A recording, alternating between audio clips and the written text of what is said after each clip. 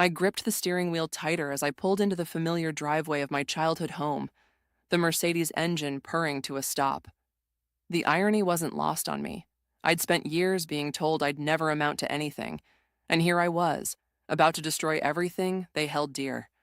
My name is Amber, and I'm about to teach my family a lesson they'll never forget. Darling, you made it! My mother's shrill voice pierced the air as I stepped out of the car. She rushed forward in her designer dress, arms outstretched for an embrace that felt more like a performance than genuine affection. Behind her, my father stood on the porch, watching with that same disapproving look I'd grown up with. "Hi, Mom," I said, accepting her artificial hug. The scent of her expensive perfume brought back memories of all the times she'd told me I needed to try harder to be more like my brother. Speaking of the golden child, Reginald emerged from the house, looking considerably less polished than usual. His normally pristine appearance showed subtle signs of wear, slightly bloodshot eyes, a barely noticeable tremor in his hands. "Little sister," he called out, his trademark smirk in place. "Still driving that old thing?" I smiled, knowing the old thing cost more than his annual bonus. "It gets me where I need to go." Come inside," my father commanded, barely looking at me. "Your mother's been cooking all day." The house hadn't changed, still filled with photos of Reginald's achievements. His graduation, his first job at the prestigious finance firm, his promotions. The few photos of me were from awkward teenage years, strategically placed in darker corners. "So," my mother started as we settled in the living room, "how's that little internet thing of yours going? Still selling? What was it again?" "It's an e-commerce platform, Mom, and it's going fine." "More than fine. Try 8 figures in revenue last year alone. But they didn't need to know that. Not yet." "Well, that's nice," she said in the same tone she used when describing discount store clothing. "Your brother just closed another major deal, didn't you, Reggie? Tell her about it." Reginald shifted uncomfortably in his seat. "It's not that interesting, Mother." "Don't be modest. He's handling the Peterson account now, biggest client at the firm." My father beamed with pride, then turned to me with a pointed look. "You know, if you'd followed our advice and gone into finance like your brother—" "Dad, please," I interrupted, maintaining my calm. "Let's not start that again." "Your father's just trying to help," my mother chimed in. "We worry about you, sweetheart, living alone in that tiny apartment, working on your computer all day. It's not too late to make some changes." If they only knew about my penthouse overlooking Central Park. "Where's Violet?" I asked, changing the subject. "I thought she'd be here by now." "Oh, your cousin's running late as usual," my mother sighed. "That girl needs to learn some responsibility. Unlike Reginald, always so punctual, so professional." I watched as Reginald excused himself, heading to the bathroom for the 3rd time in an hour. Nobody else seemed to notice, or maybe they were choosing not to. My phone buzzed, a text from Violet. "Everything's ready for tomorrow. You sure about this?" I typed back quickly. "Absolutely." "Amber, put that phone away," my father snapped. "We're having family time." Family time. Right. Like all those family times when they'd forgotten my school performances, or when they'd emptied my college fund to pay for Reginald's MBA, telling me I could take out loans since I wasn't going anywhere special anyway. "Sorry, Dad," I said sweetly, slipping the phone into my pocket. "Just confirming details for tomorrow's presentation." "Presentation?" my mother asked, suddenly interested. "What presentation?" "Oh, just a little something I've prepared for the family reunion tomorrow. I thought it was time to share what I've been up to these past few years." Reginald returned, looking slightly pale. Our eyes met, and for a moment I saw fear flash across his face.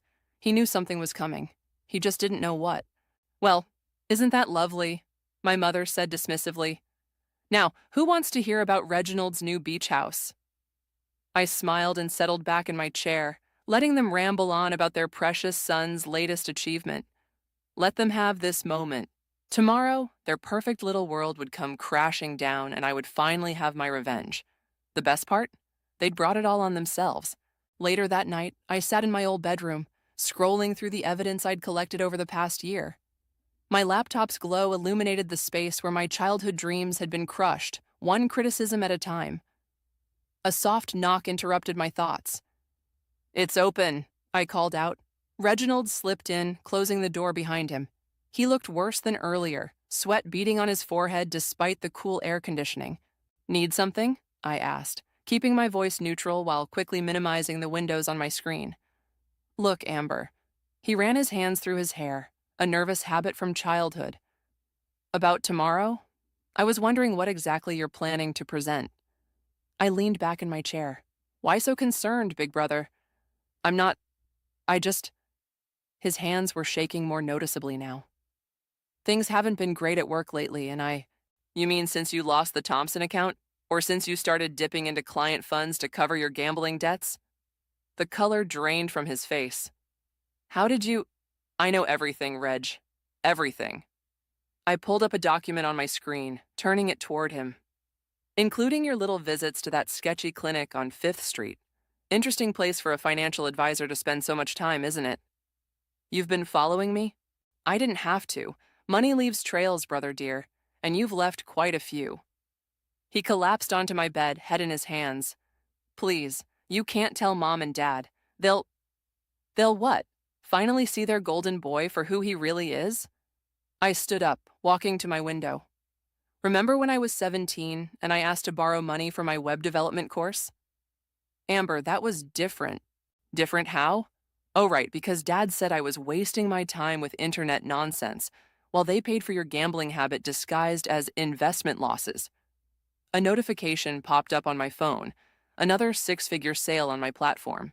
I smiled, remembering the years of working late nights, building my business piece by piece while my family mocked my choices. What do you want? Reginald asked, his voice barely a whisper. Money? I can get you money. I laughed. I made more last month than you do in a year, Reg. I don't need your money. I never did. His head snapped up. What? That little internet thing Mom keeps dismissing? It's worth millions now. But that's not even the best part. I pulled up another file. Want to know what I found in Dad's records? Don't, he pleaded. Too late. I already know about the fake accounts, the money laundering through his firm. Did you know he's been stealing from his clients for years? Of course you did. You learned from the master, didn't you? A text from Violet lit up my phone. Found more dirt on Uncle Marquis. Call me ASAP. How long have you been planning this? Reginald asked. Since the day I overheard Mom and Dad laughing about my cute little website while they planned your surprise Porsche gift. The same day I had to take a bus home because I couldn't afford car repairs. He stood up, desperation clear in his eyes. We can fix this. Whatever you're planning for tomorrow, we can work something out. Like how you worked something out when I needed help? When I was working 3 jobs to make ends meet, and you told everyone I was just too lazy to find a real career? I was wrong, okay? I admit it. I was wrong about everything. I turned back to my laptop, pulling up the presentation I'd prepared for tomorrow. You know what's funny? I actually believed in you when we were kids. My big brother, the family success story. Until I realized success meant nothing without integrity. Please, he tried one last time. Mom and Dad, this will destroy them. They destroyed themselves, Reg. I'm just going to show everyone the truth. I walked to my door, opening it. Now get out, and don't even think about warning them. I have backups of everything. As he slunk out, I noticed his hands were trembling worse than ever. He'd probably be looking for another fix soon. My phone buzzed again. Violet sending documents about Dad's latest fraud scheme. Perfect timing. Tomorrow couldn't come soon enough. I closed my laptop, lying back on my childhood bed. Above me, glow-in-the-dark stars I'd put up at 12 still clung to the ceiling, back when I believed in wishes and family loyalty. Now I knew better. Sometimes the only way to find justice is to create it yourself. Tomorrow, every star would fall, and with them, my family's carefully constructed facade would crumble to dust. Morning arrived with the smell of coffee and my mother's forced cheerfulness. I was checking my emails when she burst into my room without knocking. Amber, dear, your father and I need to speak with you. Her tone was honey-sweet, always a bad sign. In the kitchen, Dad sat at the head of the table, reading something on his iPad. Reginald was nowhere to be seen. Sleep well? Mom asked, pouring coffee I hadn't requested. Cut to the chase, I said, remaining standing.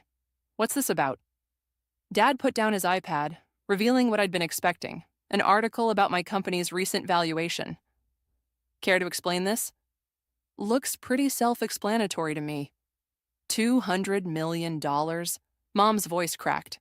Your little website is worth $200 million. 240, actually. That article's a few months old. Dad's face reddened. And when exactly were you planning to tell us about this? I wasn't. We're your parents. Mom slammed her hand on the table. We raised you, supported you. Supported me? I laughed. Like when you told everyone I was a disappointment? Or when you spent my college fund on Reginald's gambling debts? We did what was best for the family, Dad interjected. Everything we've done has been for this family. Really? Should we talk about what's best for the family, Dad? Because I have some interesting documents that might change your perspective on that. He paled slightly but pressed on. As your parents, we have a right to... To what? My money? Is that what this is about? Don't be dramatic, Mom said. We're simply saying that as your parents, we deserve to share in your success. After all, we gave you everything. I pulled out my phone, playing a recording from 15 years ago. That internet nonsense will get you nowhere, Amber. You're embarrassing this family with your silly dreams. Dad's voice, crystal clear through the speaker. You recorded us? Mom gasped. I recorded everything. Every insult, every time you chose Reginald over me, every scheme you plotted. Speaking of which, how's the Peterson account, Dad? Still cooking those books? His face went from red to white in seconds. How dare you? No, how dare you? I stepped closer to the table. You want to talk about family? Let's talk about how I paid for Reginald's rehab last year, anonymously, because heaven forbid anyone know the golden boy had a problem. Mom's coffee cup clattered against its saucer. What rehab? Oh, you didn't know? Funny how secrets work in this family, isn't it? Whatever you think you know, Dad started, but I cut him off. I know everything. Every fraudulent transaction, every covered-up scandal, every lie you've told to maintain your precious reputation. I pulled up another document on my phone. Want to see the proof? I'm presenting it at the reunion anyway, but I could give you a preview. You wouldn't dare, Mom whispered. Try me. Or better yet, try explaining to your country club friends why Dad's firm is under federal investigation. That should make for interesting gossip over tennis. Dad stood up so fast his chair toppled backward. I could destroy you. No, Dad, I could destroy you. The only difference is I have proof to back it up. The back door opened and Reginald stumbled in, looking like he hadn't slept. Perfect timing, I said.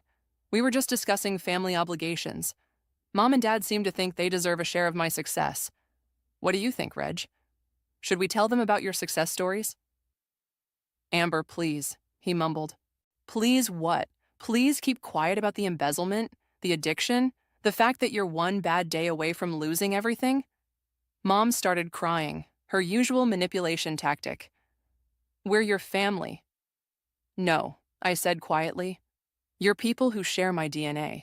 Family doesn't do what you did to me. Family doesn't tear down dreams or steal futures. What do you want? Dad asked, his voice heavy with defeat. I want you to sit there at the reunion today and watch as everything you built comes crumbling down. I want you to feel what I felt. Powerless, exposed, humiliated. You'll regret this, he threatened. I headed for the door, pausing only to say, the only thing I regret is believing in you for so long. See you at the reunion. Don't be late. The show won't wait for you. As I walked out, I heard Mom's sobs and Dad's angry muttering. Reginald called after me, but I didn't turn back. They'd made their choices years ago. Now it was time for them to face the consequences. I met Violet at our old hideout, the small cafe 2 blocks from the house where we'd spent countless hours plotting teenage escapes. She was already waiting, a stack of folders beside her coffee. You look like hell, she said as I slid into the booth. You should see the other guys. I ordered a double espresso. Tell me you have something good. Violet leaned forward, lowering her voice. Better than good. Remember how Uncle Marquis always bragged about landing the Peterson account? The one that made him partner? She pulled out a document, sliding it across the table. More like the one that should have landed him in prison. Look at the signature dates. I scanned the papers, my eyes widening. These are backdated by 3 years. And that's not all. She produced another folder. I found these in my mom's attic. Aunt Poppy's been hiding them for years. Letters from the SEC about suspicious trading patterns. How did you get these? Mom's spring cleaning turned up some interesting skeletons. She was more than happy to share once I told her about Aunt Poppy's comments about her divorce. The waitress brought my coffee, and I took a long sip. This is perfect. But are you sure you want to be involved? They'll know you helped me.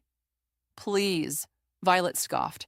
They've been treating us like second-class citizens for years. Remember my high school graduation? I did. Aunt Poppy had spent the entire ceremony talking about Reginald's internship. Besides, Violet continued, I've got more. You know Patricia? Mom's best friend? Ex-best friend.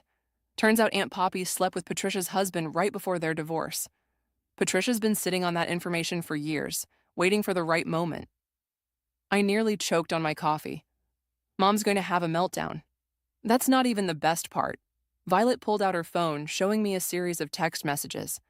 Patricia's been gathering evidence about Uncle Marquise's firm.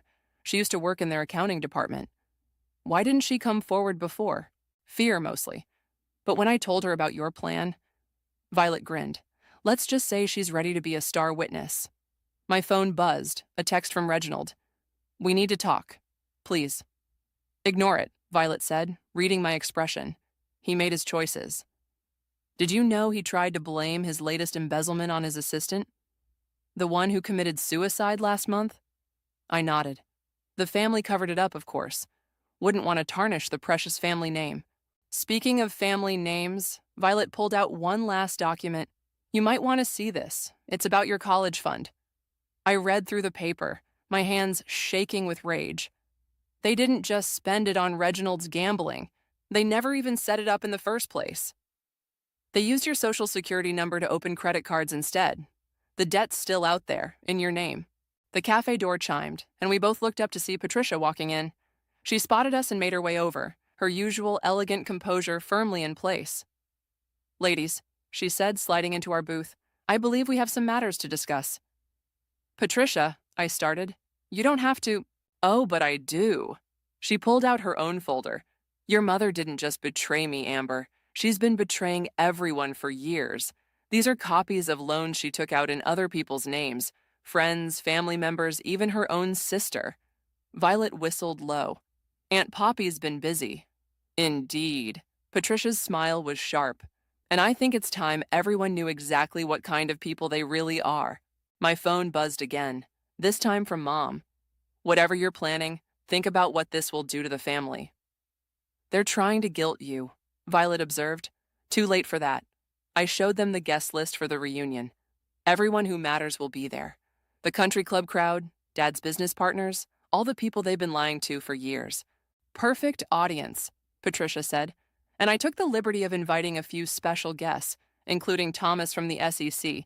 He's very interested in your father's creative accounting. You really want to do this? I asked her. There's no going back. Patricia's eyes hardened. Your mother destroyed my marriage, smiled to my face for years knowing what she'd done, and then had the audacity to blame me for not keeping my husband happy. Yes, I want to do this. Violet raised her coffee cup. To karma. To justice, Patricia added. I looked at my phone one last time. 3 missed calls from Reginald, 2 from Dad, and a text from Mom asking to discuss terms. To truth, I said, clinking my cup against theirs. And to family, the real kind. The country club's grand ballroom buzzed with pre-reunion activity as I set up my presentation. Violet helped me connect the laptop while Patricia strategically placed hidden recorders around the room. Testing, testing, I whispered into my lapel microphone. Violet gave me a thumbs up from the sound booth. Your brother's here, Patricia announced, peering through the window. And he looks unstable. I watched Reginald pace the parking lot, repeatedly checking his phone. His expensive suit couldn't hide the tremors or the sweat on his forehead. Amber! My mother's voice echoed through the ballroom. She rushed toward me, designer heels clicking against the marble floor. We need to talk, now. We're past talking, Mom. $1 million, she blurted out.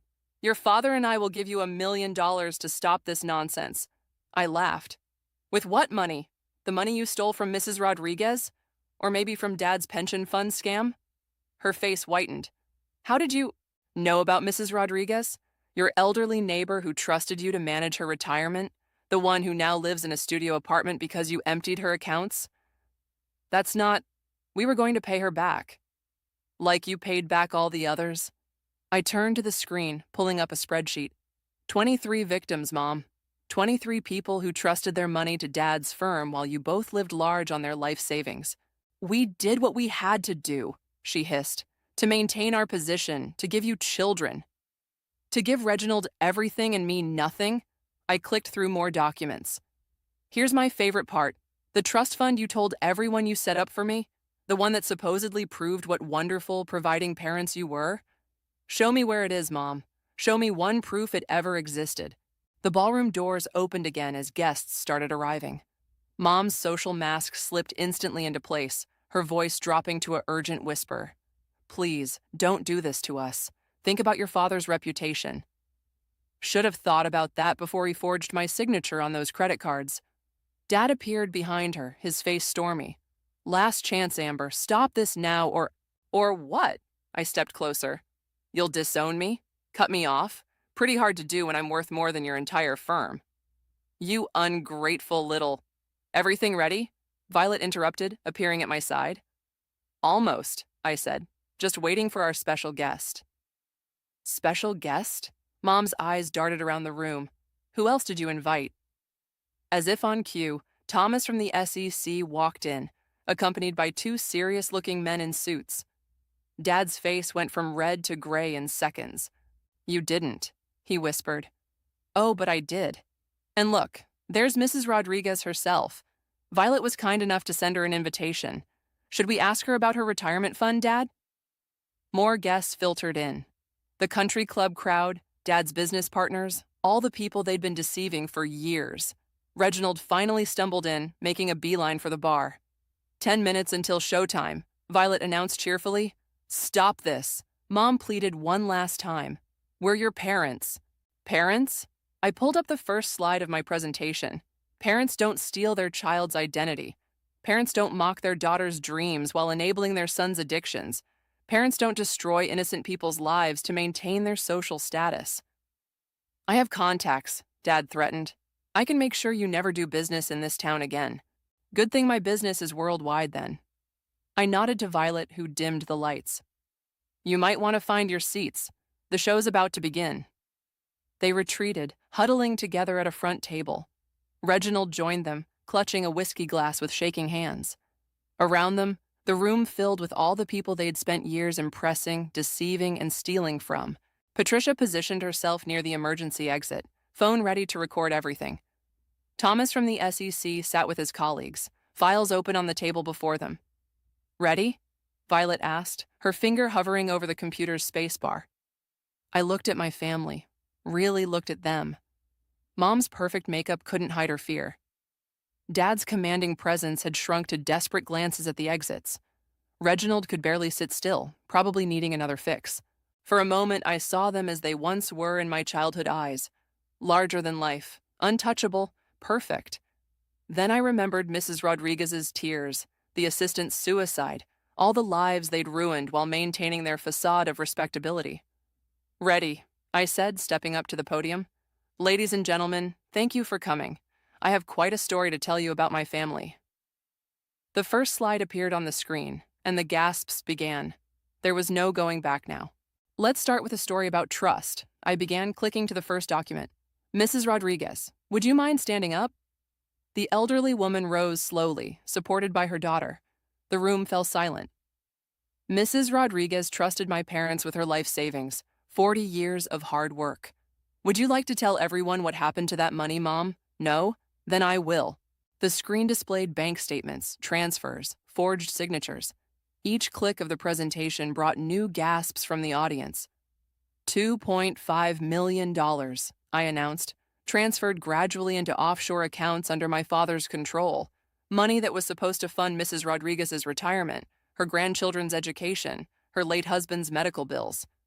This is slander. Dad stood up, his voice shaking. I'll sue you for what? Telling the truth? I clicked to the next slide. Speaking of truth, let's talk about the Peterson account. Mr. Peterson, I believe you're here tonight? A distinguished man in the back straightened up, his expression darkening as numbers filled the screen. These documents show how my father's firm has been systematically embezzling from your company's pension fund. The signatures are forged, the dates are altered, and the money. I paused for effect. Well, some of it went to cover my brother's gambling debts. Reginald lunged for the door, but Thomas's colleagues blocked his path. "Sit down, Mr. Montgomery," Thomas called out. "We have some questions about those transactions." Mom grabbed Dad's arm, her perfectly manicured nails digging into his sleeve. "Do something." "Oh, we're just getting started," I continued. "Let's talk about identity theft, specifically how my parents opened multiple credit cards in my name when I was still a minor." The projector displayed credit card statements, loan applications, all bearing my forged signature. While they were telling everyone about my trust fund, which never existed, they were actually destroying my credit score before I could even vote. Patricia stood up next. "If I may, Amber, I have something to add." Mom's face went ashen. "Patricia, please. Your best friend for 20 years, wasn't I, Poppy?" Patricia's voice carried across the silent room. "Tell them why we really stopped speaking. Tell them about Robert." "This is private business," Mom sputtered. "Like the private business of sleeping with my husband? Or the private business of stealing from your own sister?" More documents appeared on screen, loans taken out in various names, all traced back to my parents' accounts. "You see," I addressed the stunned audience, "this isn't just about money. It's about a lifetime of lies, manipulation, and betrayal." Reginald suddenly stood up, swaying slightly. "I need to say something." "Sit down," Dad hissed. "No, I'm done covering for you." Reginald turned to face the crowd. "Everything she's saying is true. I helped hide the evidence, helped cook the books. Dad said it was for the family, but it was really for his reputation, his social status." "You ungrateful." Dad started toward him, but Thomas's agent stepped forward. "Mr. Montgomery, I suggest you remain seated. We have some serious matters to discuss." The room erupted in whispers. I could see Mrs. Rodriguez crying softly, her daughter comforting her. Mr. Peterson was already on his phone, presumably calling his lawyers. "One last thing," I said, pulling up the final slides. "These are records of every transaction, every fraud, every lie. Copies have been sent to the SEC, the FBI, and every victim's lawyer. It's over." Mom collapsed into her chair, her perfect facade crumbling. Dad stared straight ahead, his empire disintegrating before his eyes. "You've destroyed this family," he said quietly. "No, Dad, you did that yourself. I'm just turning on the lights." Violet appeared at my side with a stack of folders. "The SEC would like to speak with you and Mom in private, and the police are here for Reginald. Something about outstanding warrants." As the authorities moved in, the room descended into chaos. Country club members hurried out, whispering frantically into phones. Business partners huddled with their lawyers. Mrs. Rodriguez approached my parents, years of pain evident in her eyes. "I trusted you," she said simply. "I trusted you with everything I had." Mom couldn't even look at her. I watched as my family was escorted out, Dad and Mom with the SEC, Reginald with the police. They looked smaller somehow, stripped of their pretenses and power. Patricia touched my arm gently. "Are you okay?" "I don't know," I admitted, "but I'm better than I was yesterday." Through the window, I could see reporters arriving, drawn by the scandal. Tomorrow, everyone would know the truth about the perfect Montgomery family. And for the first time in my life, I felt truly free. The next morning's headlines screamed across every local paper. "Prominent financial advisor arrested in multi-million-dollar fraud scheme." My phone hadn't stopped buzzing since dawn. I sat in my hotel room, watching the morning news coverage with Violet and Patricia. My parents' faces flashed across the screen as they were led out of the police station after posting bail. "Turn it up," Violet said, leaning forward. "Sources say the fraud spans over 2 decades, the reporter announced. Multiple victims have come forward, including prominent business leaders and elderly retirees. The SEC estimates losses could exceed $50 million. My phone rang. Reginald's lawyer. "Hello? Ms. Montgomery, your brother would like to speak with you. He's agreed to cooperate fully with authorities, but he's asking for your help." I put the phone on speaker. "With what?" "Rehabilitation. He says you helped him before anonymously. He's ready to get clean for real this time." Patricia raised an eyebrow. I covered the phone. "What do you think?" "He did come clean at the reunion," she whispered. "That took guts." I uncovered the phone. Tell him I'll help with rehab, but only if he makes full restitution to everyone he hurt, including his former assistant's family. Agreed. And he wanted me to tell you he's sorry for everything. After hanging up, I turned back to the TV. They were interviewing Mrs. Rodriguez now. They were my friends, she said, tears in her eyes. I trusted them with my husband's life insurance, with everything we'd saved. Now I'm working part-time at 72 just to afford my medication. Violet squeezed my hand. You did the right thing. A sharp knock at the door made us all jump. Patricia opened it to find my mother standing there, looking like she'd aged 10 years overnight. 5 minutes, she said. Please. I nodded and she entered, refusing the seat Violet offered. Your father's firm is finished, she said without preamble. The house is being seized. Our accounts are frozen. Everything we built. Everything you stole, I corrected. Yes. She seemed to deflate. Everything we stole. The country club has revoked our membership. Our friends won't take my calls. Even your aunt, my own sister, has filed charges for identity theft. What do you want, Mom? I want to understand. Why now? Why like this? You could have confronted us privately. Like you confronted Mrs. Rodriguez privately? Or Reginald's assistant before she died? How many lives did you destroy privately, Mom? She flinched. We never meant for anyone to get hurt. Really? What did you think would happen when you stole people's life savings? When you forged their signatures and emptied their accounts?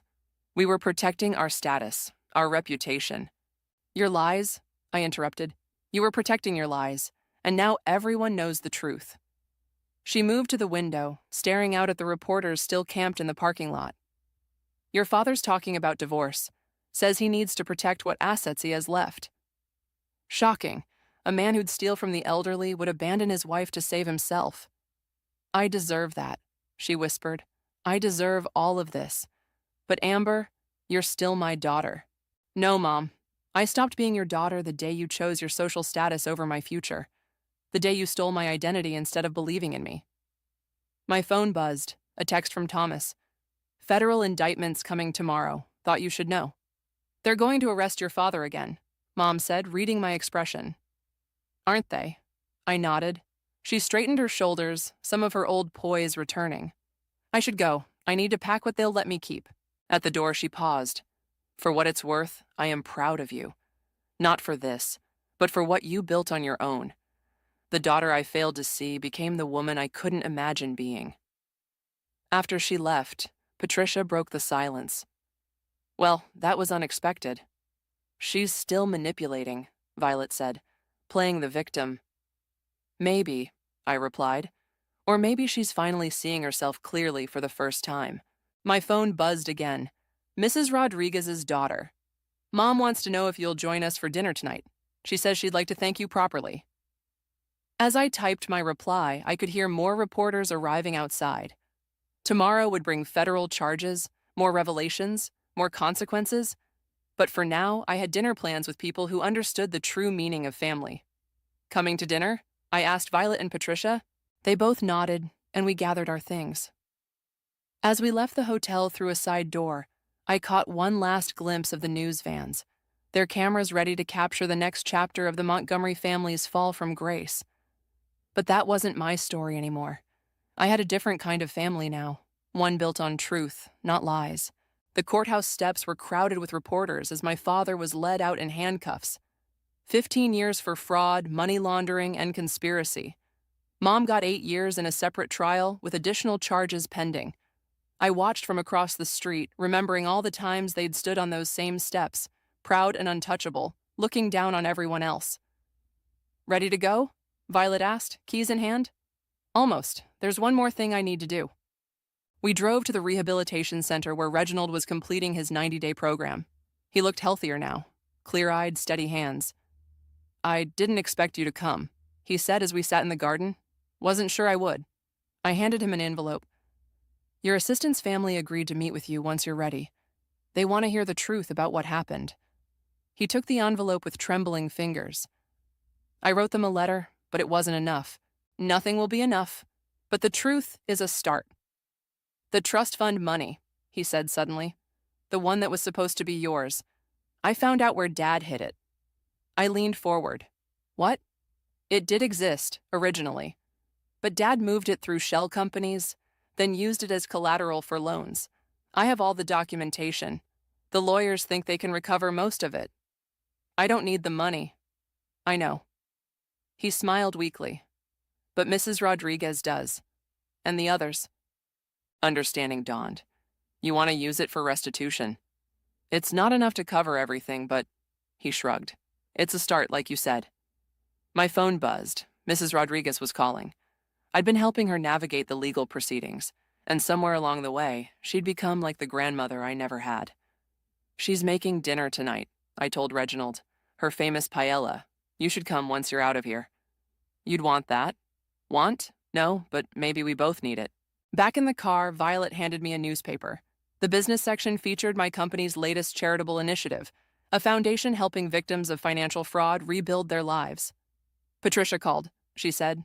The support group is taking off. 10 new members just this week. I thought about those meetings, where people shared stories of betrayal and recovery.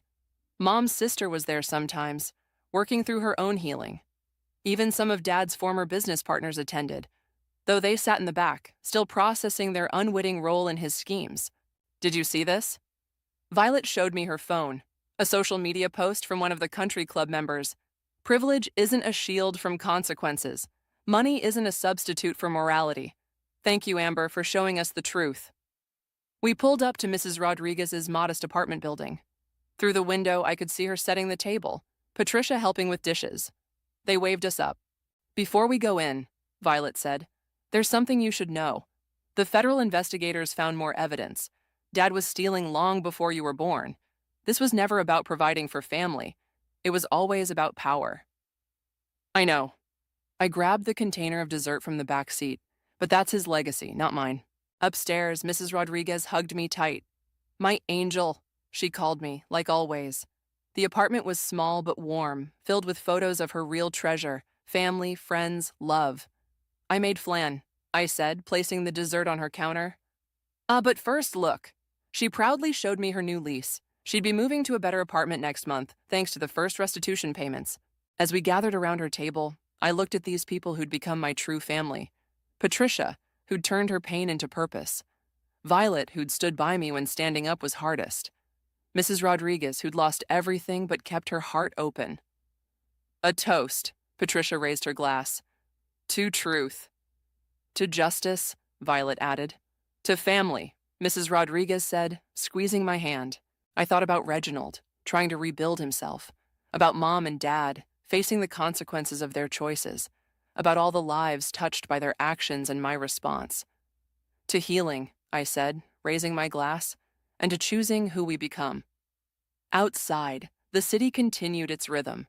Somewhere, reporters were still telling our story. Lawyers were still untangling decades of fraud. People were still recovering, still healing, still learning to trust again. But here, in this moment, surrounded by genuine love and honest hearts, I was exactly where I needed to be. Now, Mrs. Rodriguez announced, bringing out her paella, we eat, we laugh, we live. That's what real family does. And she was right. That's exactly what we did.